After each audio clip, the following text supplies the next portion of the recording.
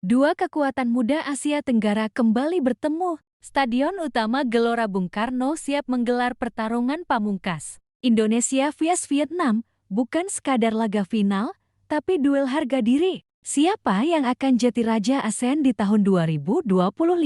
Cekwaktat akan membedah prediksi, strategi, dan atmosfer panas yang akan menentukan sejarah malam ini. Jangan kemana-mana, karena semua fakta akan kami bongkar. Final Piala AFF U23 2025 Indonesia vs Vietnam, duel lini tengah bakal jadi penentu. Pengamat sepak bola nasional, Sabto Haryo Rajasa, menilai bahwa timnas U23 Indonesia akan menghadapi laga berat melawan Vietnam pada laga final Piala AFF U23 ke 2025.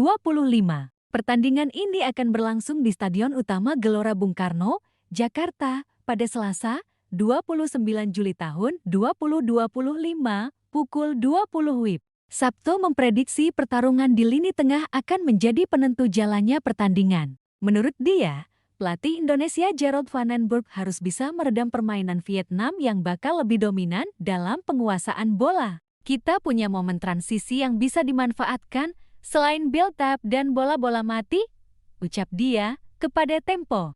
Indonesia juga mungkin bakal kesusahan mendominasi laga. Pasalnya, skuad muda Garuda akan bermain tanpa dua pemain penting di lini tengah, yaitu Tauni Firmansyah dan Arkan Fikri. Meski kehilangan dua gelandang jangkar, Sabto yakin Jarod punya solusi taktis mengatasi tekanan. Saya yakin karena pemilihan pemainnya jarang meleset, tutur dia. Timnas U23 Indonesia dan Vietnam akan berlaga di final Piala AFF U23 2025 di Stadion Utama Gelora Bung Karno, Senayan, Jakarta Pusat, pada Selasa, 29 Juli tahun 2025, pukul 20 WIB. Sabtu optimistis Indonesia bisa menang. Musababnya, bentuk permainan Garuda Muda di bawah asuhan Gerald Van den Berg makin variatif dan makin padu. Tampak yang jelas dalam permainan Indonesia terlihat dari serangan yang bisa dibangun dari berbagai arah, ucap dia. Dengan kedalaman skuad yang ada,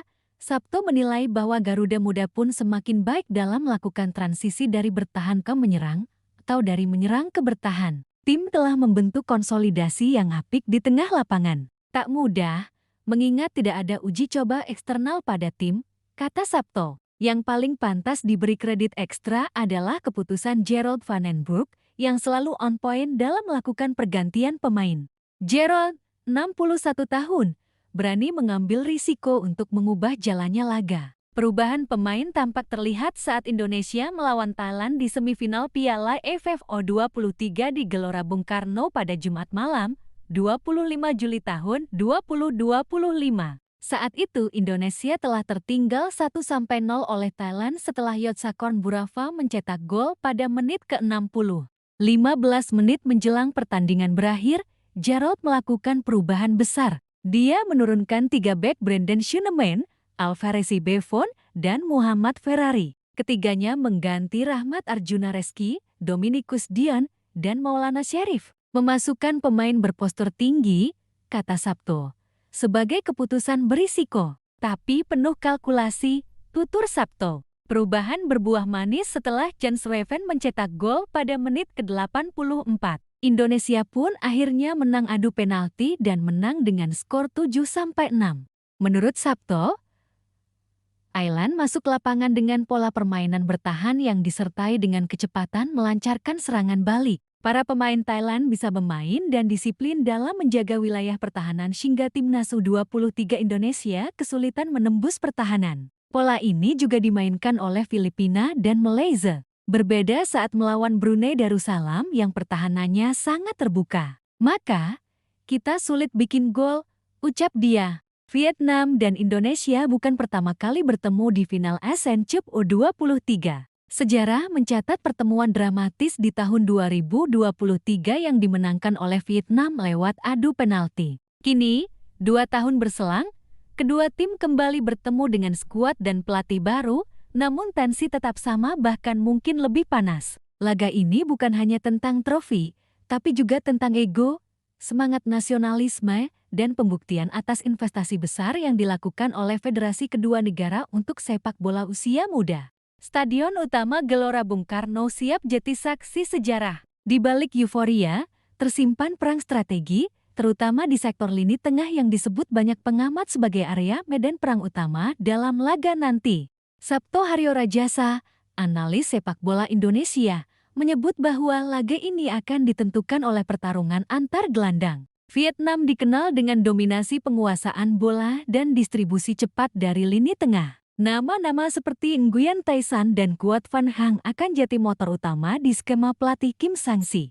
Di sisi lain, Indonesia kehilangan dua pilar penting, Tony Firmansyah dan Arhan Fikri. Keduanya adalah gelandang jangkar yang selama ini berfungsi sebagai pemutus serangan lawan dan pengatur tempo saat transisi. Ketiadaan mereka jatuh perhatian serius. Bagaimana Vandenberg akan menyiasatinya? Ada beberapa opsi. Menarik Iver Jenner lebih dalam, menggeser Nesan Chuaon sebagai double pivot, atau memberi kepercayaan pada talenta muda seperti Farrell Arya atau Frankie Misa. Perlu kecermatan tinggi dalam mengatur ritme, mengingat Vietnam kerap melancarkan pressing tinggi sejak menit awal. Gerald Vandenberg dikenal sebagai pelatih yang tak takut mengambil risiko. Strateginya melawan Thailand di semifinal menunjukkan keberanian menurunkan 3 bek tinggi dalam waktu bersamaan, dan itu membuahkan hasil. Di final nanti, Vandenberg kemungkinan tidak akan bermain terbuka. Skema pragmatis dengan serangan balik cepat menjadi opsi utama, mengingat Vietnam bakal menguasai bola lebih banyak. Kim Sang-si, pelatih Vietnam, dikenal sebagai pendukung sepak bola ofensif. Timnya sering memainkan formasi 4-1-4-1 yang bisa berubah menjadi 4-3-3 saat menyerang. Pertarungan antara dua filosofi ini bertahan aktivis penguasaan bola agresif akan membuat lini tengah jadi titik benturan utama. Pertemuan terakhir Indonesia vs Vietnam U23 5 laga terakhir 2023 final. Indonesia 0-0 pen 5-6 Vietnam 2022 semifinal. Indonesia 1-2 Vietnam 2021 grup. Vietnam 1-0 Indonesia 2020 grup. Indonesia 3-2 Vietnam 2019 grup.